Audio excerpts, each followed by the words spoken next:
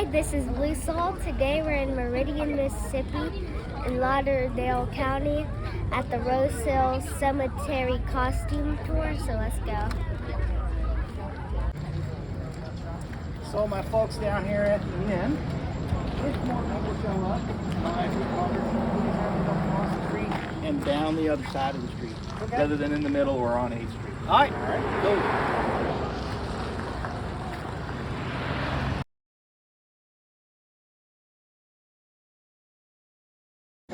China blonde for you. Oh, no. I noticed your hubby didn't come with you, so he's brave, huh? This is some of the Stage 2 members. They're going to present a scene of the burning of Meridian. The year's 1864.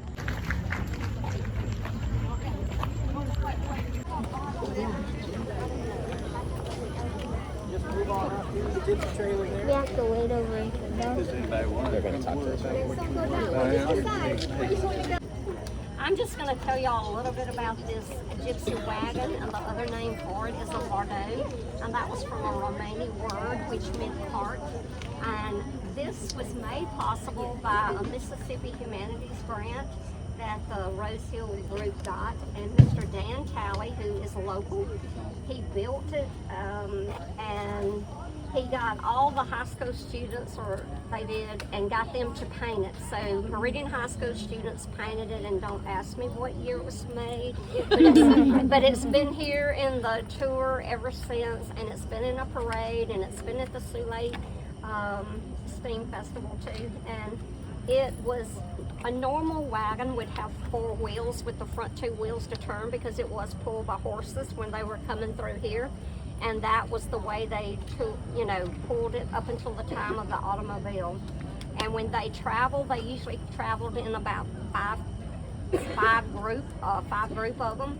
And at night, they would usually sleep underneath the wagon or in tents out beside the wagon.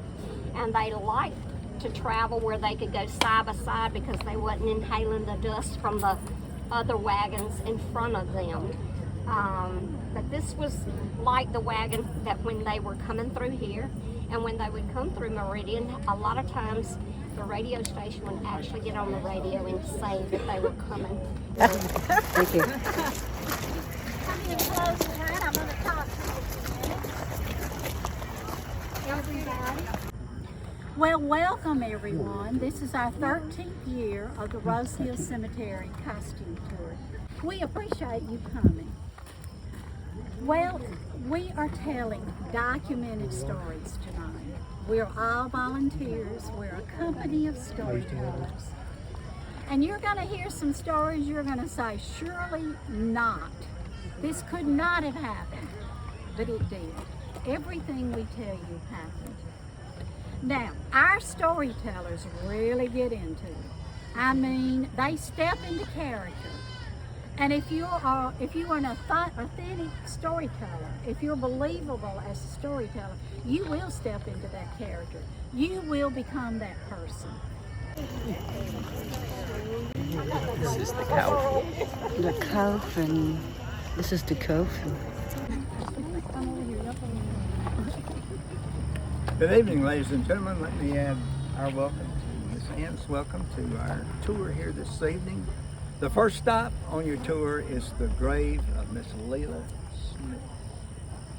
Miss Leela had no intentions of leaving this earth as soon as she did. But the Bible says that our life is like a vapor which comes and then vanishes very quickly. And even though her life was short, she was happy during her life. She lived a very privileged life. Her father was Mr. C.C. Williams, who owned the Meridian Shade and Blind Company. It was a manufacturing operation here in Meridian, Mississippi, and because of his success, Miss Leela lived a very privileged life. Mr. Smith explained that before she passed, she had some specific requests, one of which was to be buried in her wedding gown, surrounded by a bed of roses in a an open coffin, which, by the way, was the very first time that an open coffin had appeared in Meridian. She also requested that her bridesmaids be there, standing beside her coffin with bouquets of flowers.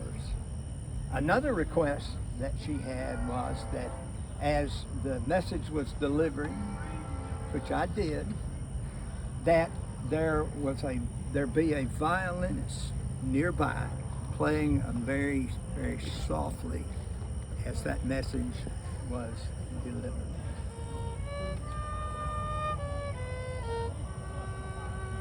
It was a very, very sad time, and this distraught young man did everything that he possibly could to make sure that his bride's wishes were carried out.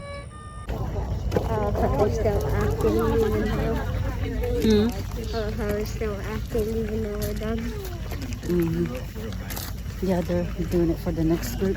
This coattail riding Alabama lawyer, Louis Ragsdale, came. I don't need to ride any coattails, and I am a lawyer from Alabama. My name is Louis Ragsdale, and I'm the true founder of our city, and don't let him tell you any different.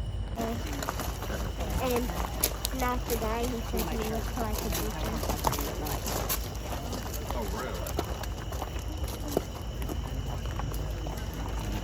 Back to why you're here, to hear about Charles Rubens. There's a picture of me right here, right before I died. I am known as the only Union soldier buried in Rose Hill Cemetery. Let me tell you how all this happens. So I built a house, I'm building a family, I'm building buildings all over the place. I built the first main building at what you call Mississippi State University in Starkville. I'm building buildings all over downtown Meridian. You've been in them. The Opera House, I built it. Mark Rothenberg, can't talk now. I built that. Many other buildings downtown I built. So here in the cemetery right here, we have, I'm buried right there. Maddie is next to me. Hazel, the youngest girl I was showing you, she's buried right there. Charles, the blind oldest son, is up in the front corner. And then right here is where Elmer and his wife, the youngest son, that's important to the story, is buried. All right, so y'all have heard some interesting stories about these wonderful people and how they did all the great things for the town of Meridian and the wonderful legacy that they have left. But now we're going to flip the coin and talk about a little bit of the criminal element in Meridian. My name is Sheriff N.E. Kennedy, and I ain't buried here at Rose Hill Cemetery, but I have to keep an eye on somebody that is. You see, over the hill here is a fellow by the name of Frank Atkinson. So approximately 1 year later, on a July afternoon, about 2 o'clock, sweltering hot, the two men stood back to back on the gallows. The crowd gathered round. There was a men's quartet singing. And at 2:17 p.m., I, as sheriff, pulled the lever, the trap door opened, and two men went into eternity. May God have mercy on their souls.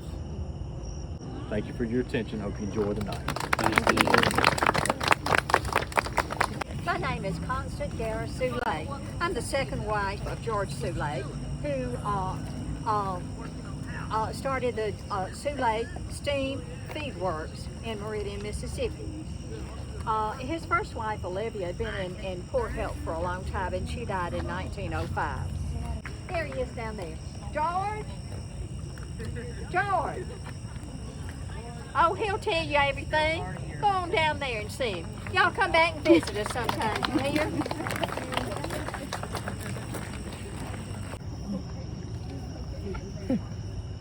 All right. Everybody settled? Everybody having a good night so far? So far. All right. My name is George Soule, but my friends call me GW. I was born in 1829 in Buffalo, New York. Now, how did this New York Yankee wind up all the way down here in Meridian, Mississippi? It was a long journey. It was a very interesting journey, and I would happily share it with you tonight. So, I come back to Meridian for my final years, where I passed away in 1929. It was a very fulfilled life for me. I created over 40 patents in my name, many of which are still in use today. Now, I know we got a lot lot back up going on here, and I know y'all need to move on. So I'm going to wish y'all a wonderful evening, good night. I hope y'all have a great time here at Rose Hill. God bless you. Welcome to my classroom. My name is Jessie Smith Sheehan Truly. I was born April 27th, 1912 in St. Joseph's Hospital here in Meridian. Some of you may remember when we had St. Joseph's Hospital here. Dick and Doreen had 2 sons, a daughter, and grandchildren. And now, if you will let me step out of my storyteller role, I'm going to tell you that on November 12th, Dick will celebrate his 85th birthday on my 84th birthday. Thank you for visiting my classroom. Thank you. And I am here representing the Union Station and the Railroad of Meridian, Mississippi. Now let me ask you a question. Them 2 fellas down there ranting, raving, and carrying on about who founded Meridian, did they tell you anything about the railroad? Maybe. Look, they ain't earning their keep tonight. They ain't earning their keep at all. Y'all, the railroad is an important thing. I know they don't teach the youngins about the railroad, but railroad was important. And if you get a chance, ride that old Union Station train up the East Coast. Beautiful scene. Wonderful thing to do. So in the 1900s, that's when I started working for the railroad. You see the picture of me back here? Y'all get to see it when I get through with this little story. Take some pictures. And when I get off in the morning, I get to go home and have me a cup of coffee with my Mr. Glow. It's a wonderful thing. I hope y'all got somebody you can share a little coffee with. But in handing out some sandwiches and whatnot and good hot coffee, trying to keep them folks awake. So when that old gal come down that track of rumbling, I'd wake them up and I'd call out, all aboard, get your tickets ready for All Points, Meridian, Laurel and Hattiesburg, Poplarville and Picayune, on down to Slidell and the city of New Orleans. Now y'all travel safe now here. Them youngins come get a little bit of candy. Go get one. Hey there, fella. They got you dragged out here. You all right? Good job. Here you go. You be good. Thank you, man. Thank You're you. welcome. Sure, y'all still young. One, you still young. Oh, there she is. No. Only female. Yeah. Well, they fell from coffee.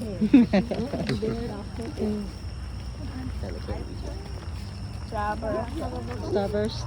Okay, well, welcome. Tonight I'm representing Queen Kelly Mitchell, Queen of the Romani Gypsies. Queen Kelly passed away during premature childbirth at age 47. She successfully bore 9 sons and 5 daughters, but unfortunately, attempting one more birth during late middle age was just too much without the assistance of modern medicine. And we were camped at a field in Kotoka, Alabama, when it became apparent the Queen was not going to make this childbirth a success. The country doctor Hester was summoned, and the King Emil said, "Doc, you got to save my wife's life because she is dying and she is the mother of our nation. And if you do that, no questions asked, you will walk out of here a rich man because I will give you $10,000 on the spot." Well, that was a king's ransom back then, and he tried and tried and tried. But it was not meant to be. Both Queen Kelly and the unborn child passed away. Well, Queen Kelly, she came to have her funeral because she had to lay in state for 12 days. That was a very special funeral custom, and they would costume her up like so.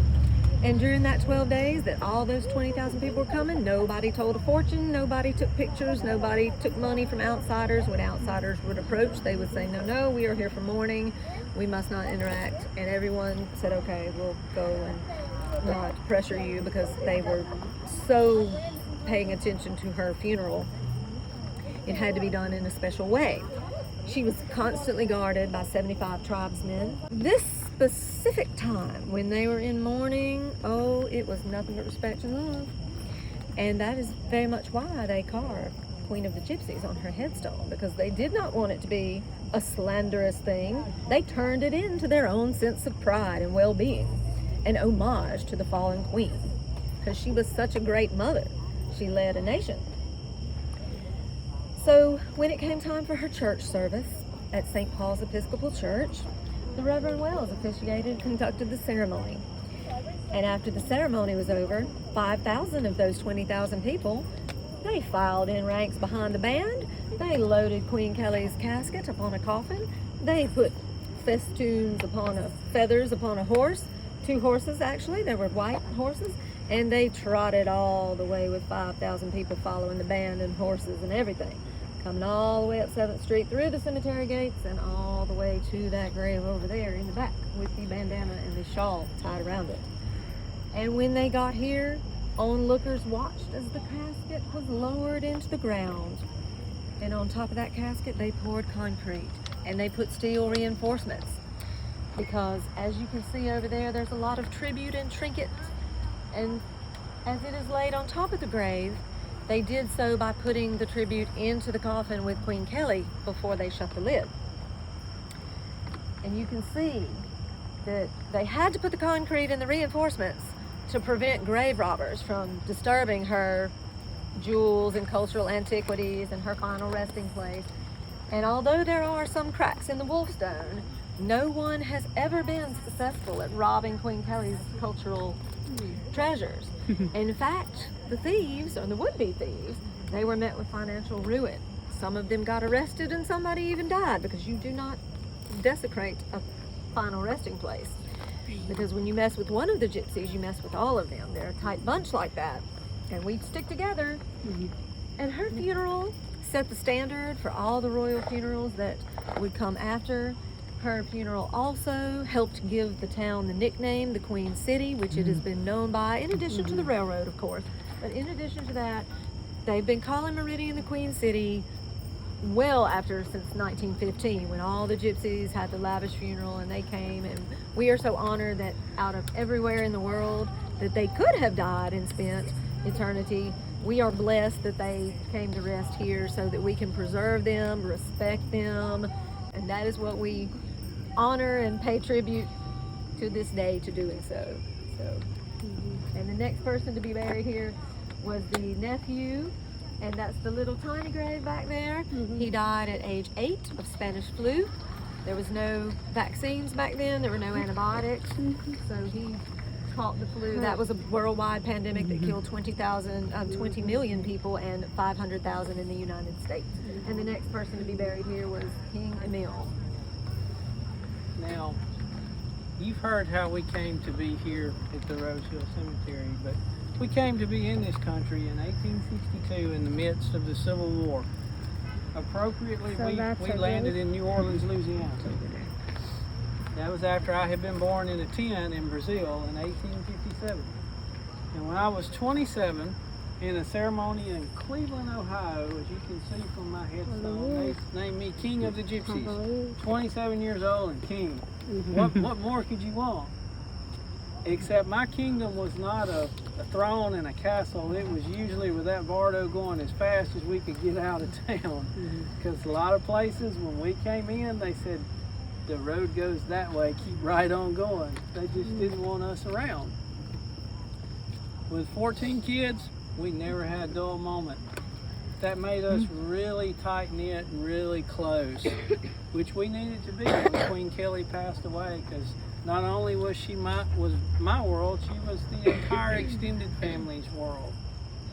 The thing I remember the most is as we were making our way to the Rose Hill Cemetery, the band that we had was playing sad, solemn funeral marches, and I just couldn't handle that. I had had too much at that point, so I went to the director and I said, you have to play something more lively. So we rolled into Rose Hill Cemetery to roll out the barrel. Then we paid our respects to Queen Kelly. When I passed away in 1942, the country was again at war, this time World War II. I passed away in a tent in Albertville, Alabama, much like the tent I had been born in Brazil. I guess some things don't change throughout your life, even though some things do. And during World War II, we couldn't have a big lavish funeral. Still, hundreds of my kin people came to Sand Mountain. They paid their respects. And I was brought here to the Rose Hill Cemetery to forever be interred with my Queen Kelly here in Meridian, Mississippi. Thank you so much. For coming. So that's it. Yeah, y'all done for the minute. Go ahead and take a picture. Sister. Upon the death of Queen Kelly, Queen Flora right there, that was the sister of the Queen, of the King. She assumed the title of Queen. When he passed? When Queen Kelly, because her brother would have been without a wife and without a queen, so he bestowed upon her. Oh, I got yes. you. Yeah. Wow.